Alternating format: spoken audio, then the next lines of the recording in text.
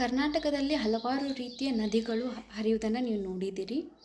ಕಾವೇರಿ ನದಿ ಆಗಿರ್ಬೋದು, ತುಂಗಭದ್ರಾ ನದಿ ಆಗಿರ್ಬೋದು, ಘಟಪ್ರಭಾ ಆಗಿರ್ಬೋದು, ಮಲಪ್ರಭಾ ಆಗಿರ್ಬೋದು, ಇನ್ನು ಹಲವಾರು ರೀತಿಯ ನದಿಗಳ ಹರಿಯುವುದನ್ನು ನೀವು ಕೇಳ್ಕೊಂಡಿದ್ದೀರಿ.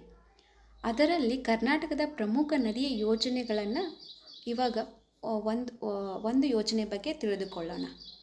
ಫಸ್ಟ್ನೇದಾಗಿ ಲಾಲ್ ಬಹದ್ದೂರ್ ಶಾಸ್ತ್ರಿ ಅಣೆಕಟ್ಟು ಯೋಜನೆಯ ಬಗ್ಗೆ ತಿಳಿದುಕೊಳ್ಳೋಣ.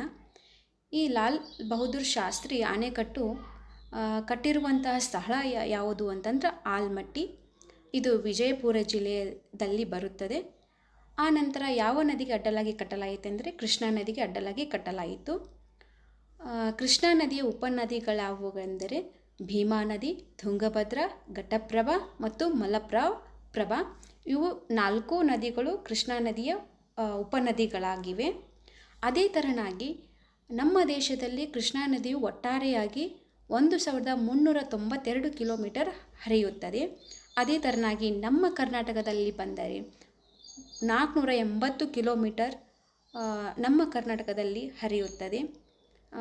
ಲಾಲ್ ಬಹದ್ದೂರ್ ಶಾಸ್ತ್ರಿ ಅಣೆಕಟ್ಟಿನ ಎತ್ತರ ಎಷ್ಟು ಅಂತಂದ್ರೆ 524.26 ಕ್ಯೂಸೆಕ್ನಲ್ಲಿ ಎತ್ತರದಲ್ಲಿದೆ.